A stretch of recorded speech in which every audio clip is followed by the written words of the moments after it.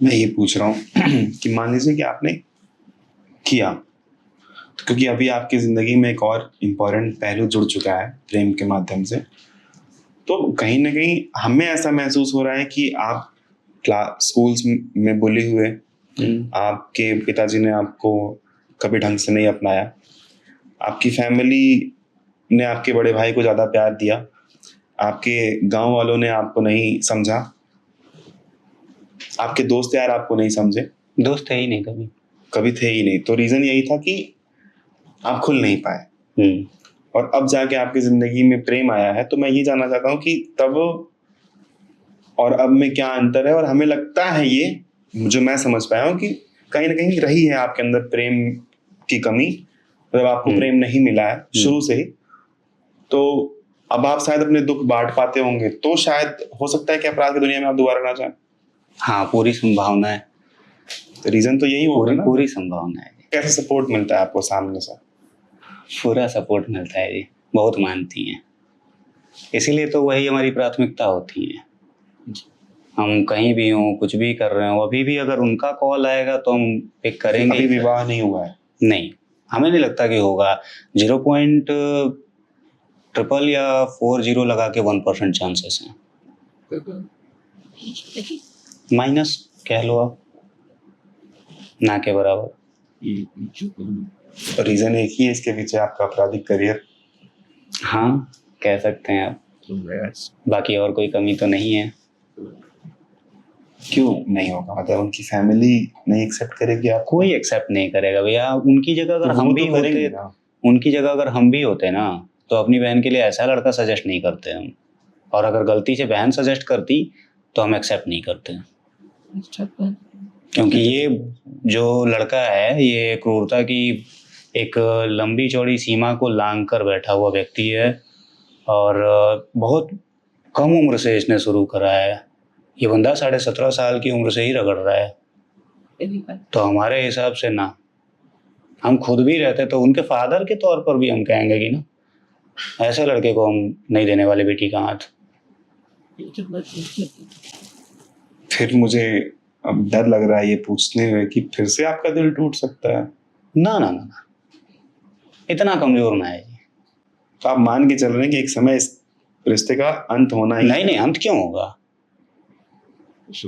अंत क्यों हो जाएगा? देखिए, सामने वाला कहीं भी हो, आई डोंट केयर। हमारे मन में क्या है, उसने हमें कैसे संभाला, कितने दिन हमें समय दिया, हमें कैसे ट्रीट करा, हमारे लिए काफी है। हमें वो पूरी जिंदगी का साथ वो टोकरे में लेके घूमने वाला हिसाब जरूरी नहीं है। प्रेम आजादी देता है, प्रेम में उदय होना चाहिए। हमें तो वो लोग समझ में ही नहीं आते हैं कि बोला मैं फलाने के प्यार में गिर गया। कैसे गिर गया भाई? गिर क्यों गया तू? बड़ी गंदी बात है, क्यों गिर गया? आपका उदय हो गया तो अच्छा है। हम पहले गिरे हुए थे, फिर प्रेम में पड़े, हमारा उदय हुआ, आज हम मोटो ब्लॉगर हैं, आज हम आपके सामने बैठे हैं। नहीं तो पुलिस दौड़ा रही होती कहीं, नहीं तो पुलिस गोली मार दी होती कभी। और ये फैक्ट है। तो प्रेम में उदय होना चाहिए, वो अच्छा लगता है। शादी आपकी हो नहीं पाएगी, और अगर उनकी शादी किसी और से होती है तब आप क्या करेंगे? नॉट अ प्रॉब्लम, वो उसमें कोई समस्या नहीं है हमें। हमको तो लगता है आप ओशो को पढ़ते हैं। नहीं, वो बोलती हैं कि हम उनकी तरह बात करते हैं। उनका कहना है कि उन्हीं की वजह से हम पहली बार जाने कि ओशो कोई है। हम तो जानते भी नहीं थे। ये जेल जुर्माना, पुलिस से फरारी हुआ क्या है। करती हैं अभी वो, अगर हम जान सकते हैं तो? करती तो कुछ नहीं है अभी। आपके ही गांव के हैं? नहीं, हम अपने गांव की लड़कियों को एकदम देखते ही नहीं है। बहन हुई वो तो सब बहन बेटियां हैं। उन सब की तरफ 17 गांव का हम लोगों का मतलब हिसाब किताब चलता है। तो उन 17 गांव के लोगों को छोड़कर ही कहीं देख सकते हैं तो देख सकते हैं, नहीं तो सवाल ही पैदा नहीं होता है। इस समय घर में मम्मी है, आप हैं, पापा हैं और भैया हैं? हाँ जी। बच्चे हैं? भैया के नहीं, डॉग्स। अच्छा, तो हम दोनों की शादी नहीं हुई है अभी। इस भैया की शादी ना होने का रीजन भी आपका ही? हाँ जी। तो इस चीज के लिए तो आपको ताना पड़ता होगा ना, ताना पड़ता है, मम्मी गुस्सा करती है कभी कभी, बाबूजी ज्यादा नहीं बोलते हम लोगों से। तो ऐसा नहीं सोचा आपने कि कहीं छोड़ छाड़ के चले जाओ इन लोग को, तो इन लोग की जीवन सही हो जाएगा? ना ना ना ना, हमारी एक बात ये समझ में आई कि बहुत सारी चीज़ें जो गलत सलत हुई हैं हमसे, भाई देखिए गलत चीज़ें हैं तो हम सही तो नहीं कह सकते उन्हें, जो गलत है सो गलत है। तो जितनी बार हमें ये एहसास होता था तो हम जुगाड़ खोजते थे कि कैसे भी करके इन चीज़ों को अपनी तसल्ली लायक, सिर्फ अपनी तसल्ली लायक, क्योंकि नुकसान उन लोगों ने भी करा था, हमने फोकट में नहीं मारा किसी को, तो अपनी तसल्ली लायक कम से कम खुद को सुकून देने के लिए बॉडी डोनेट किया। और ब्लड डोनेशन तो हम ऐ भी कर देते हैं, हमें पूछना भी ज़रूरी नहीं लगता कि कौन है आप कौन नहीं है, कोई भी हो कोई भी चलेगा। अभी 15 दिन पहले अगर दिए हैं तो 15 दिन बाद भी हम दे देते हैं, ठीक है वो भी चलेगा। बॉडी डोनेट करने का मतलब? देहदान किए हम गाजीपुर डिस्ट्रिक्ट हॉस्पिटल जो है, सदर अस्पताल बोलते हैं उसे। इसमें होता ना ना कॉलेज है, सॉरी कॉलेज। इसमें होता क्या है?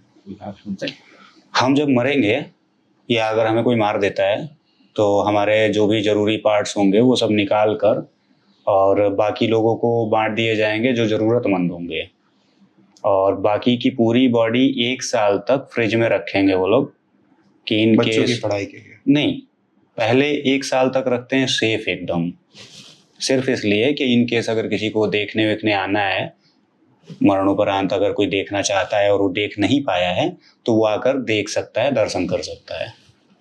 और उसके बाद जो है वो लोग उस पर बच्चों का प्रैक्टिस वगैरह शुरू करवा देंगे। तो चीर फाड़ एक्सेट्रा एक्सेट्रा, और बहुत सारे लोगों ने बद्दुआएं भी दी होंगी कि इसे मुक्ति ना मिले, ऐसा हो जाए वैसा हो जाए, तो हमने सोचा लो पूरा ही कर देते हैं, मुक्ति नहीं मिलेगी, उनका बद्दुआ थोड़ा उसका वैल्यू दे दिए वहाँ पे। एक ये हिसाब भी था। एक मानसिकता है कि अगर हमने गलत करा है और अगर मालिक के नज़र में वो गलत है तो उसकी सज़ा हमें मिलनी चाहिए। मज़ा लिए हैं तो सज़ा लेने में हमें कोई